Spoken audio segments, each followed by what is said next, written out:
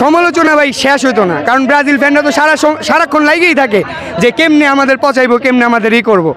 তো এই কারণে ভাই তাও জিতছে ভাই, ইনশাল্লাহ ভাই চ্যাম্পিয়ন ইনশাল্লাহ।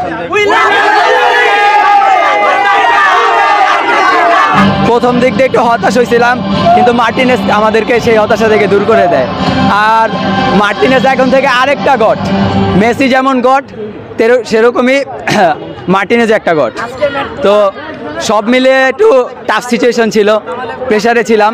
যাক, আমরা জিতছি এবং আমরা ফাইনালে জয়ী হব ইনশাল্লাহ। আর্জেন্টিনা সবাই কম বেশি ভালো খেলে, অবশ্য মেসি না থাকলে তাদেরকেই খেলা চালিয়ে যেতে হবে, তো নির্ভর করেই খেলতে হবে। আর সাপোর্ট আমরা সমর্থন সবসময় করি, এটা শিওর কাপ জিতবে। হ্যাঁ, ডিমারিয়া খেলবে এবং কাপ আমরাই জিতবো ইনশাল্লাহ। সর্বপ্রথম হলো মনে করেন আমরা তো ফার্স্টে লিড নিছি, লিড নেওয়ার পর লাস্ট মিনিটে গোল খাওয়াটা একদম মানে হার্ট ব্রেকিং ছিল। তো লাস্ট মিনিটে গোল খাওয়ার পরে মনে করেন সিচুয়েশন অনেক টাফ ছিল। তারপর পেনাল্টি কিক হইলো, মেসি পেনাল্টি কিক মিস, তারপর আরও টাফ সিচুয়েশনের মধ্যে যে ডিবু মার্টিনেজ আমাদের বের করছে, এটাই ভাই অনেক। আর ডিবু মার্টিনেজ যে একজন সেরা গোলকিপার তা আবারও প্রমাণ হইলো ভাই, কারণ তার ওয়ার্ল্ড কাপের পারফরমেন্স, তার গত কোপা আমেরিকার পারফরমেন্স আর এই কোপা আমেরিকার পারফরমেন্স, প্রতিটা ম্যাচে ভালো পারফরমেন্স, তার প্রতিটা ম্যাচে ভালো ভালো সেভ করছে সে, ইজ দ্য বেস্ট। ভাই পেনাল্টিতে তো স্বাভাবিক চিন্তিত থাকার কথাই, যেখানে মেসি মিস করছে। পুরো টিম মানে মেসি যে টিম লিড করে ওই পেনাল্টি মিস করছে। 2016 সালে যখন পেনাল্টি মেসি মিস করছিল তখন কিন্তু চিলির সাথে আমরা হাইরা গেছি, ঠিক আছে। তো এবার যদি পেনাল্টি মিস করছে, যদি হাইরা গেতো ভাই, এই যে সমালোচনা ভাই শেষ হইতো না, কারণ ব্রাজিল ফ্যানরা তো সারাক্ষণ লাগেই থাকে যে কেমনে আমাদের পচাইবো, কেমনে আমাদের করবো। তো এই কারণে ভাই তাও জিতছে ভাই, ইনশাল্লাহ ভাই চ্যাম্পিয়ন ইনশাল্লাহ। প্রথমে একদম গোল দিয়েছে, গোল দিয়ে একদম রাশ মুহূর্তে কোন সঙ্গে ওটা গোল দিল, সঙ্গে মনে বিকতে এরকম আঘাত লাগছে আর বলার মতন না। তারপরে পেনাল্টিকে এমনি মারতেছে, যে সেভ দিছে বলার মতন না।